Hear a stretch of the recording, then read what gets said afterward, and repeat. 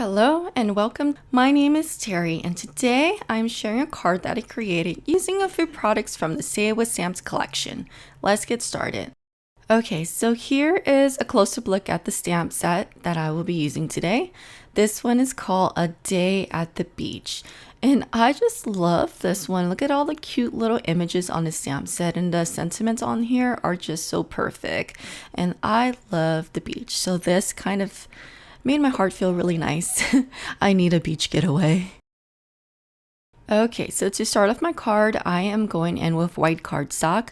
The cardstock that I'm using today is from Say It With Stamps. This one is called the Color Me cardstock. And I really like this cardstock because it's nice and bright and it's very thick as well. And when you're coloring on it, it's nice and smooth. So for today's technique, I am using the no line coloring technique. So I'm going in with a light shade of ink and I'm stamping that onto my cardstock. I did stamp that down twice just to get a good impression on my white cardstock.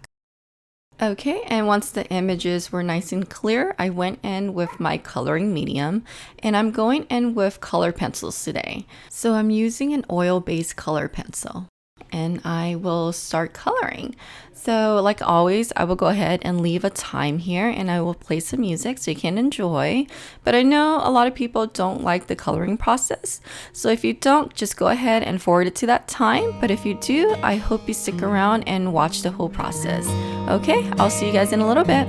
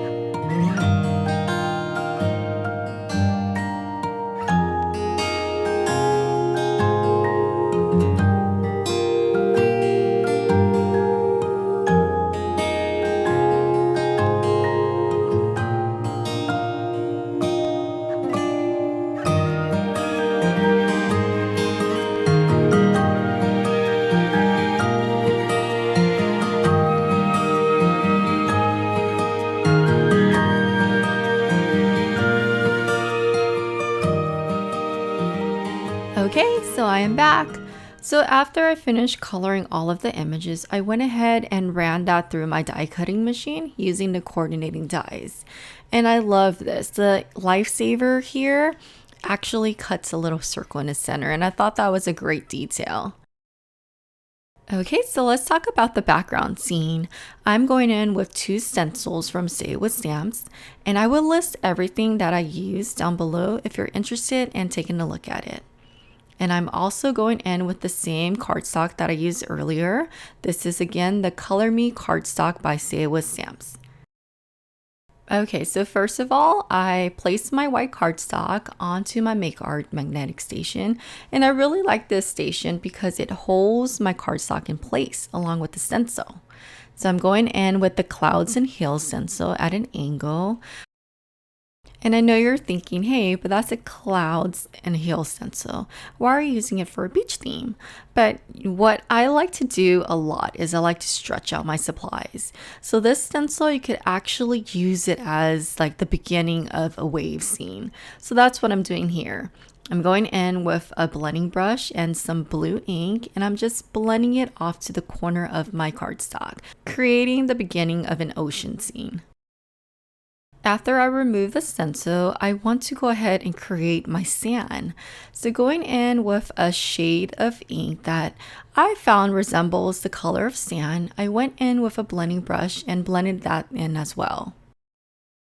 Okay, so now going in with the random background builder stencil, I want to create stones onto my card front. So going in with the stencil, I went in with some lighter gray shades of ink and applied that using a smaller blender brush. Again, all of the tools and supplies that I use will be listed down below if you're interested. And since I will be layering 2 of the stones together, I wanted to mask off one of the areas. So I just placed a stencil on top of a masking paper and just outlined it with a pencil. And then I trimmed it out using my scissors and applied it over the first rock that we created. Then going back in with the stencil, I just ink blend a second stone. I went ahead and created another mask using the stencil and placed that over the second stone. Okay, so now that the 2 stones are masked off, I went in with the Clouds and Hills stencil, and I'm going in with a light shade of blue ink. What I'm doing is I'm creating the cloud scene. So when I'm using the cloud stencil, I like to shift it from left to right just to give more variation to the clouds. Okay, so to create more dimension to the sand, I went back in with the random background builder stencil, and going in with a darker shade of brown ink, I went in and applied that throughout the sand area. This is just giving it a little more texture. After removing the mask off the stones, I wanted to give the stones a little more dimension. So going in with the darker brown shade of ink, I just applied a few shadows underneath it. Okay, so this is the best part. The part that gives the card so much dimension. If you guys aren't familiar with a snow marker, it's something great to have in your stash. So what this snow marker does is it comes out as liquid. So I'm only applying it to the areas where the ocean meets the sand. So what this does is it comes out liquid, but once you apply heat onto it, it bubbles up in foam and it turns into like a dimensional effect, and it looks great on a card. Okay, so to give the card even more texture, I went in and I ripped up just a computer paper and just covered up the clouds in the ocean area. Then I'm going in with the dark brown ink and applying water onto it and just splattering that all over the sand area. Then going in with my paper trimmer, I trimmed down the card panel, as well as trimmed down some pattern paper from the pastel paper pad collection. For the sentiment, I am going in with one of the sentiments from the stamp set and stamping that down with black ink. Okay, so the fun part is adhering everything together. So I'm going in with some liquid adhesive as well as some foam squares, and I'm applying all of our little colored image that's been die cut onto the card panel. For the foam squares, I am using foam squares from ThermalWeb. And again, everything will get listed down below. So now I went ahead and adhered the card panel on top of the pattern paper, and I'm going to adhere that onto the side folding card base. And the side folding card base that I am using is also from Say It With Stamps. And I love this because it comes pre-scored, and all that you have to do is reinforce the score lines. And to finish off the cards, I just added some embellishments. And that's it.